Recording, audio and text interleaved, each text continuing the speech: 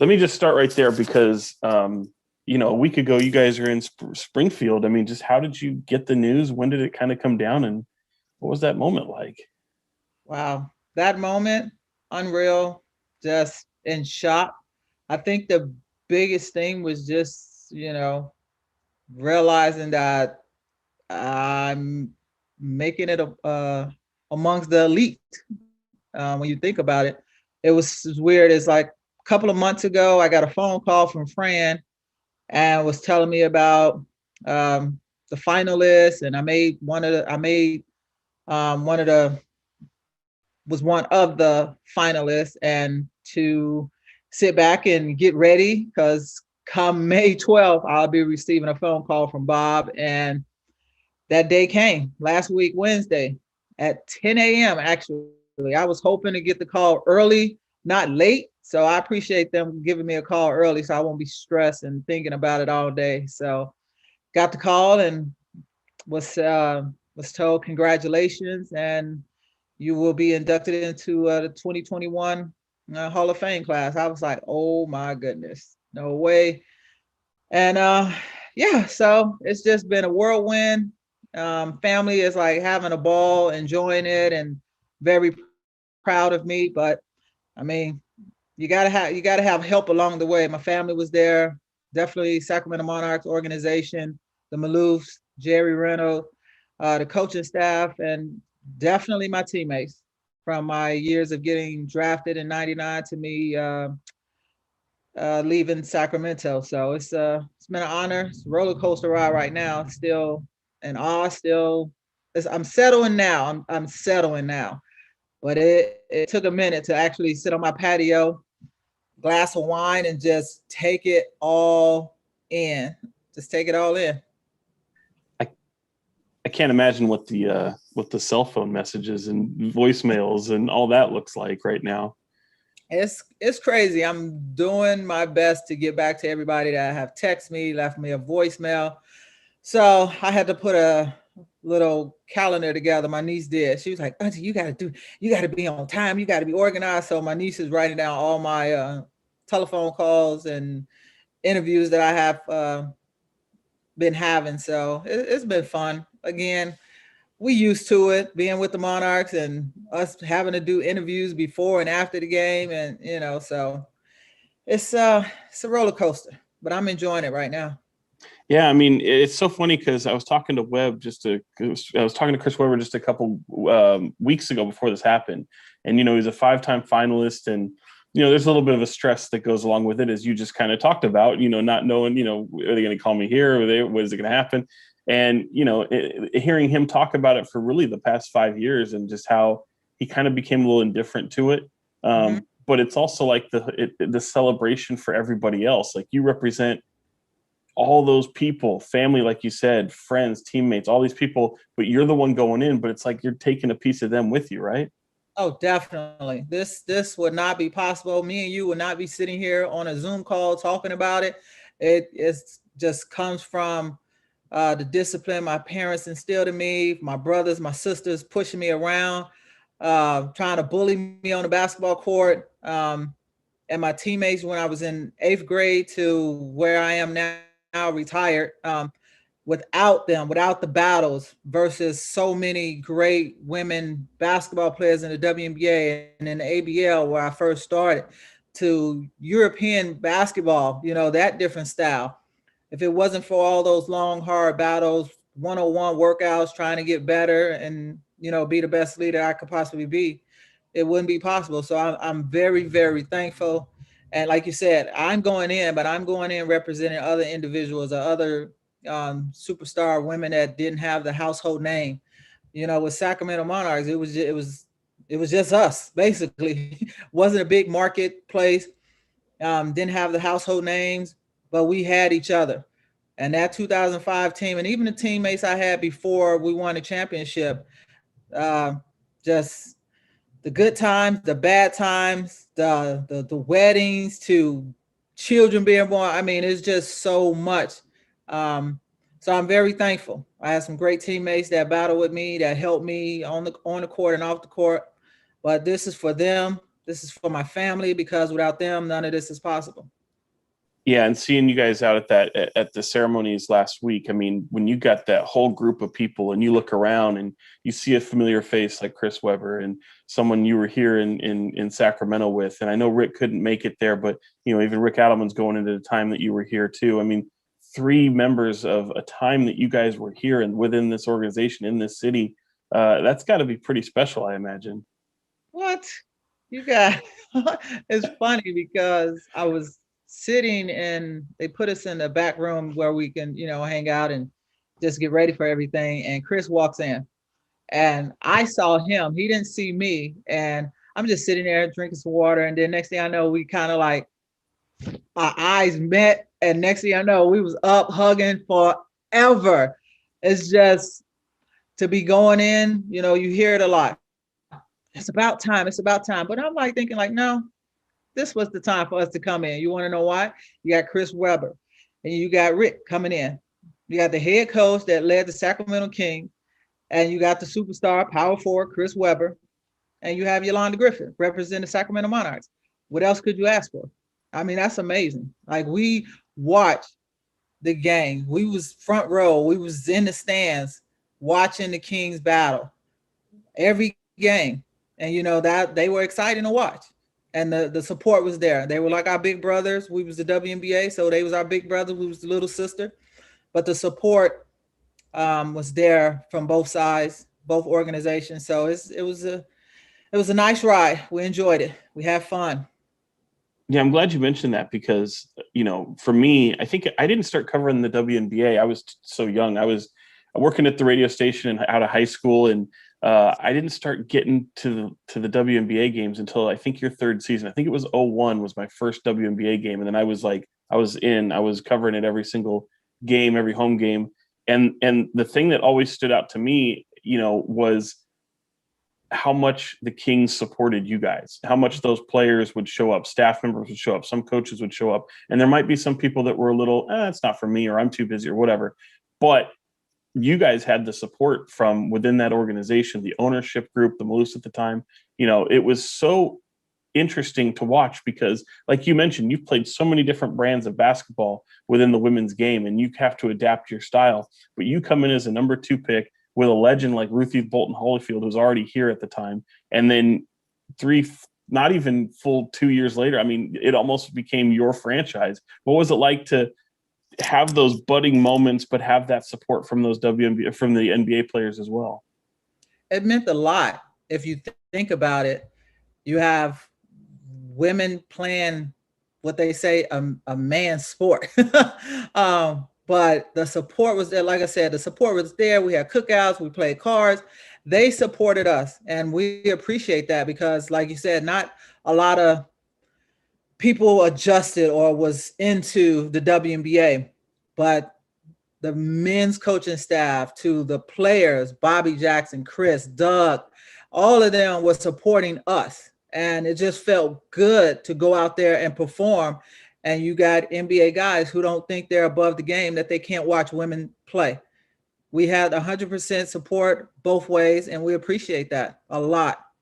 Yeah, and the reason I wanted to bring that up too was because of the fact here you are 25 years later, and unfortunately the Monarchs aren't here in Sacramento, but the league is as crazy popular as it's ever been. I mean, we're seeing TV ratings that are just, people would have just shook their heads at like years ago, not even the full 25 years ago, but even 5-10 years ago, where they're like, oh no, that'll never be. What do you make of just the popularity of the league and you being a pioneer who really kind of paved the way? Listen, it is amazing. It feels good to have been given that opportunity to play so many years in the WNBA, and a chance for my family, the chance to see me play. But to see where it has grown from when I started playing to where we are now, 25 years later, I'm thinking to myself, if we can make 25 years, we can make another 25 years. And I think it's all because we have a great president that's running the WNBA, and you have the support of men from the NBA. If you didn't have that support, and we didn't really have it a lot when we was playing, but to have it now, and the ratings, like you said, are going through the roof. You got so many talented women playing this game that back in the day, coming out of college, we wasn't pro ready. You know, some of us had to go overseas to play in order to be ready to be back home to play on this high level. But you got players, young ladies coming out of college, ready to play in the pros. And that just elevated the game even higher. So it's good that we have some vets still playing. It's also good that we have some great our young generation is going to carry the torch for us. Yeah, it's well said. I mean, when you look at too, like coming in, and I mentioned you coming in with a legend like Ruthie, who was already kind of there in one of the originals. That I can't imagine that could have been totally easy because, you know, she's the face of the franchise, and they needed you so badly. Just what was that like coming in '99 when you were a rookie with her? And that's what I was. I was a rookie, but a rookie with a chip on her shoulder with things to prove. But Ruthie welcomed me with open arms. There was no egos. There was nothing. She was like, about time, basically, about time. I have some help. But I look up to Ruthie. We played the 2000 Olympics together. Hard worker, just dedicated. Great mom, great mentor. She was a true leader. She guided me. She helped me my rookie year, and I'm very thankful. Yeah. And when you guys come in, I don't know if people realize this. I mean, you mentioned playing internationally and you mentioned, you know, some of the Olympic stuff. And my gosh, it seemed basketball. I mean, for the NBA and even now it's like it's a full-time job, but you guys, your bread and butter was literally international before coming over to the WNBA. And if you had the luxury, or I shouldn't say luxury, the honor of representing your country, when was your off time? Like, how much time did you have to where you could rest and just decompress? I'm doing it now. Basically, there was like no time off because if you think about it, we played year round and was done with college, started overseas playing. My first stint was in Germany, Aschaffenburg, Germany. So I started early. I wouldn't say early, early in my career playing over in Europe before I even touched any USA surface to play on that high level. So, I mean, it's like it was in us. If you think about it, I needed to provide for my family, and a lot of us did. And we did not want to, when you was done with college, you was not done with basketball. We was like, there's something else for us to do. And going overseas, if you wanted basketball and you loved playing basketball, you was going over to Europe to play. No ifs and buts about it. You was gonna miss your family, phone bills was gonna be high, your first paycheck was gonna be gone because you was excited. You just wanted to give back to your family members. But I mean, it was just sacrifices that we had to do as young ladies to provide for our family, to continue our career because we didn't want to be done. And then the opportunity happened. ABL for me, then the WNBA in '99, but just overall, just the WNBA existing, giving young ladies and the players that's playing now, I'm gonna say an outlet because it's great to have this game being played on both sides, men and women. It's amazing. It's exciting. The support on both sides is 100% just love, and you can see it. You could tell. Where did you talked about, you know, coming up and family members and friends and people that would bully you and kind of make you into the player you were? I mean, I still reference it today in terms of competitive nature. You are the like king at the top right there. I mean, I'd never seen somebody who competes like you. And it's hilarious because in the NBA, I think the only person that really comes to mind is like a Kevin Garnett. And I don't know that I mean, you weren't like maybe psycho like he is, because I know how just crazy he is, but like the competitive nature to see that was so incredible. And I mean, you're talking about, I feel like there's a correlation because watching you go up against the likes of Lisa Leslie and Candace Parker and Lauren Jackson, Tamika Catchings reminds me of Chris Webber going up against KG, Duncan, Dirk Nowitzki. It's like a weird kind of balance there at the same time. Right. It is. If you think about it, during my time, like you said, the Lauren Jackson, who was being inducted right along with me, Lisa on a daily basis, and that was one of our top rivals. Well, it was the rival. Houston Comets, the strong players that they have playing from the outside to the inside. And then you got, like you said, Chris and the players that he had to battle against. I'm not a center. I've always been an undersized center, but I never let that bother me. I always had the chip on my shoulder because I always had to prove myself. And I think that's one thing people fail to realize is everything that I won in 1999 is only because people didn't know who I was. I kind of like came out of nowhere and surprised a lot of people, but I was actually in the ABL, the American Basketball League, playing with the Long Beach Stingrays. And I just think over in Europe, that experience helped me to be able to compete on that level. But there was never a night off when you had a game in the WNBA. You always had to be on your toes. You always had to be ready, and the responsibility was put on my shoulders when I was younger, playing to, starting my career in the American Basketball League in Sacramento. So it's very competitive, and I just think if you compete every day against the best, like my teammates, they challenged me. We went at it. We went at it, and I'm thankful because it didn't matter who I was. It didn't matter. My name was Yolanda Griffith in front of, Sacramento Bee News. It did not matter. We came to work, and we came to work because it's not guaranteed. Everything is two ways. It's not guaranteed for us when we playing in the WNBA, and when we was playing, we always had to do dual two jobs. But I just think, my parents, they instilled discipline. If I didn't do my homework, I wasn't going to practice. If I had a bad grade, I was not playing sports. I got butt whoopings. Like, I grew up 2-parent household, discipline.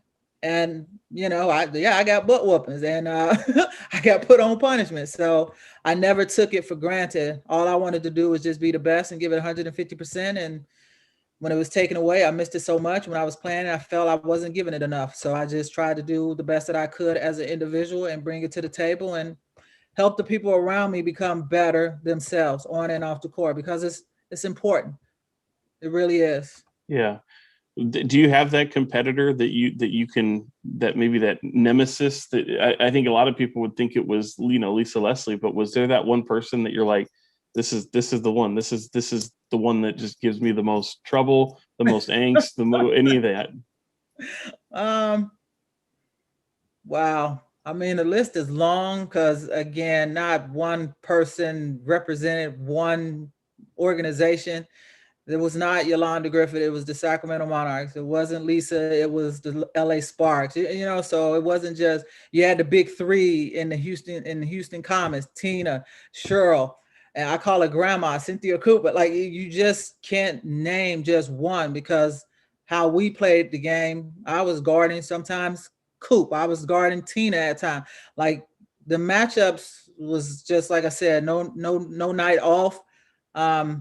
But I just think the rivals that we had to get past definitely was, we had to get through the LA Sparks. No, you had to get through the Sparks in order to feel or be put on the same pedestal as them, because it's LA.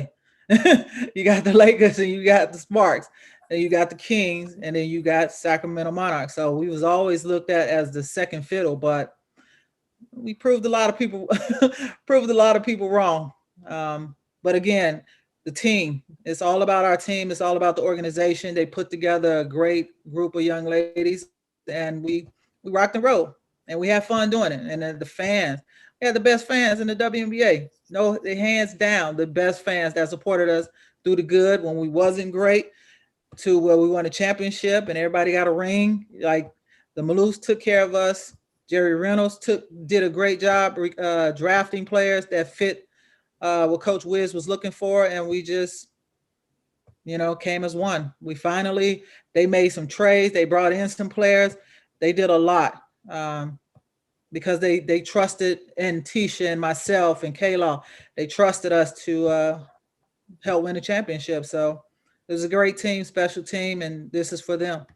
Yeah, you mentioned 2005 championship, and one of the things that stands out to me about that was where you guys came from, because you guys had gone through a few head coaches, and then John Wisnett shows up, and you want to talk about different. And I remember, like, there was some stumbling blocks along the way. Just what did it take from all of a sudden for people to buy into what he was selling? Well, first we had to adjust and, get used to him. just as much as he had to get used to us. Me and Wiz did not. It took a minute for us to even come together. And I think when we both decided that we're going to put our differences aside and do what we have to do, you as a head coach and me as a leader for the Monarch, I think that's when a lot changed, because people see. And the relationship wasn't strong in the beginning because I was upset about the coaching staff that was let go, because that was Coach McHugh that convinced them to recruit me in 1999. I mean, to draft me. But it didn't really take long. Once Wiz and myself came together and made a decision that we're going to do what we have to do together, I think it changed a lot in the locker room, changed a lot on the court. No, I don't like playing against Lisa and Michelle Snow fronting them where I got K-Law behind me or Chelsea Newton behind me. I was not trying to give up 25 and 30 points, but we had to trust in each other. And the trust was there. Like you said, it was a roadblock. It was like we was finding our way. They made some changes and everybody bought into the white line defense, and Chelsea played the best top line defense, and we just followed her lead. And that we meshed so well once we started understanding what type of defense he was looking for. And it wasn't what changed also. Our shape got better. We played 4 minutes. There was not 15. There was not you playing 10, 11, 12 minutes. You played 4 minutes and you gave 100%. And sometimes you play 2 minutes and you need a sub already, because that's how tough the defense was. And when we understood exactly what he was looking for and that we didn't have to preserve our energy, he was like, if you're tired, I'm pulling you out. If you don't box out, I'm pulling you out. Like he brought the defense mentality, and we just went from there. I love defense anyway. Defense is first in my book, and the offense is going to be there because I always feel like I'm a scorer. Tisha did her part, denying the wings. Kara was there behind doing her help. Twin coming from weak side, blocking shots into the stand. Demaya Walker locking players down on the wing. Like, we just had such a good team, and everybody understood their roles. And sometimes even on the highest level, you got to understand your worth, what you bring to the table, what you're capable of doing, and how we're going to bring that together as a team. And we had meetings before the season started. We have a big dinner. We go out to eat as a team, and we put it on the line. We put on the line what we're going to do as a team.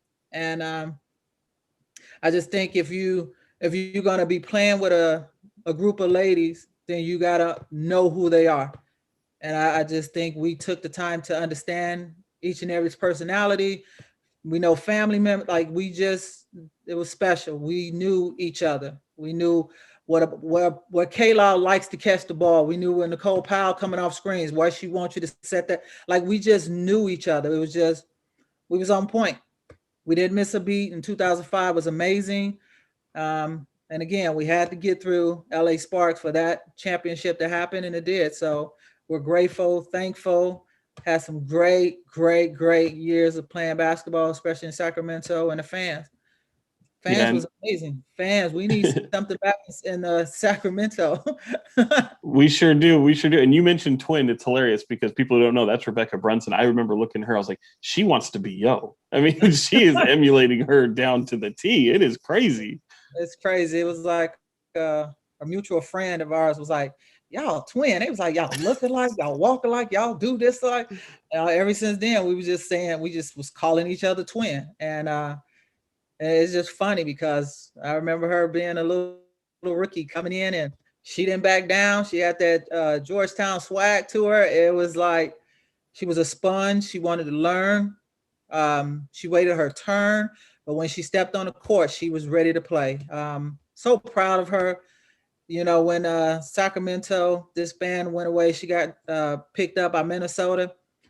Man, that's amazing, because you don't always have to be in the spotlight. You just know who you are. She didn't get a chance for USA basketball, but she won so many championships with Minnesota Lynx. So that just goes to show you with Sacramento, her teammates, everybody grinding, doing what we had to do to help each other. And she just took it to Minnesota, and she was a leader. She did some great things. K-Law continued to play. Nicole, everybody was just doing their bringing their game, but it's nothing like playing for the Sacramento Monarchs. So, but yeah, great memories. Um, and it's like I would not change any of it. Yeah, I Nothing. mean, one of the things that was so fun about you guys is I felt like I was almost part of the team in a way because my seat was right behind the bench, like as if I was like a trainer or something. And Right. we're right there, and I'm like, man, this is probably too close for media to be, and we're getting everything. And one of the things that I used to just love, and you're probably gonna roll your eyes at him, but Coach T, man, like I worked with Coach T in radio, and that guy, I have so many stories about that guy.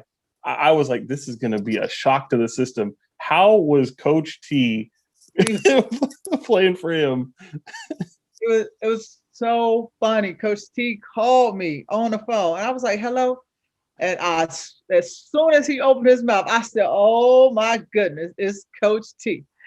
We talked. Oh my goodness, he's hilarious. He knew basketball. He knew the game. He had so much knowledge, and he was just so funny. He was, man. And as soon as I heard his voice, all I could do was start laughing because he's a jokester. He just, man, I love me some Coach T. Love me some Coach T. Good person, uh, good character. Just he loved us, and you could tell he tried to do that tough love. Tried to, you better do it. You box out, yo. You're not boxing out. Take her out. Oh, sorry. Yeah, you're good. He was like, take her ass out the game. I'm like, I come out. Yeah, he was like, you better, but he'd be like trying to get all in your face. I mean, you better move, man. Like we just. It was funny. How often would he get on the loudspeaker of the bus you guys were on and just start just talking away like a New York cabbie? He would do it at the wrong time. He would do it when people are trying to take a nap, people on the phone. And he was like a little brother. He was irritating too at times, but he was like so great. Yeah, he's man, good people. And then you got Momo. Oh yeah. Like man, she did us right. She was good for us. We she was young coach coaching us, was playing, and then she was coaching being on the coaching staff with the Sacramento Monarchs. So yeah, just great staff, great organization, great teammates, and best place to play basketball. Yeah, and it's weird because I wanted to ask, we kind of wrap up here. I wanted to ask you about, you touched on it already. Like there's like a lot of people who want to see the Monarchs back in Sacramento. We understood at the time why it went away, and ownership was struggling, recession, all that stuff. But now with the popularity of the league, it seems like Sacramento they got a brand new venue. You've got support, a good ownership group. It seems like there's enough support to want to see it again. And you don't have another team in Northern California. Right. Because of that, like when it folded though, and you're, the heart of that franchise, you've established a legacy there, a championship, to see it go away. And now you don't really have anything to point to aside from maybe your retired jersey and a banner in the rafters of Arco Arena at the time, now Golden One Center. What does that feel like? It almost feels like just everything you put in, does it just disappear? It made you feel empty. It made you feel as like you got stabbed in the back and like blindsided. But we understand it's a business, and I'm just thankful for my time in Sacramento playing for the Monarchs. I'm also thankful that all the girls was able to continue. It's unfortunate, like you said, it's not a women's pro team, and it's we need something. We need something back in Sacramento. We need something back in, like you said, Northern California. So it's like, when is that going to happen? Who is going to step up and bring a women's league, women's team back to Sacramento? Or just, we need it because the girls need something to look up to and continue to have goals. And not everybody, there's only a certain amount of teams in the WNBA. Not everybody's going to make it. So again, it'd be great if they expand and bring in another WNBA team, 2 more WNBA team, but we understand the finances have to be there. But for it to last for 25 years, it's amazing. For the Sacramento Monarchs to be around as long as they was around and to win a championship and actually go back in 2006. So we represented the right way, like we needed to. Yeah, that's well said. As we wrap up here, I mean, I can't wait for it. I can't wait to see you back in Sacramento at one point. And I always say, like, you know, when someone says they love Sacramento and they're kind of an outsider, it really shows if they've got a 916 number, as you do.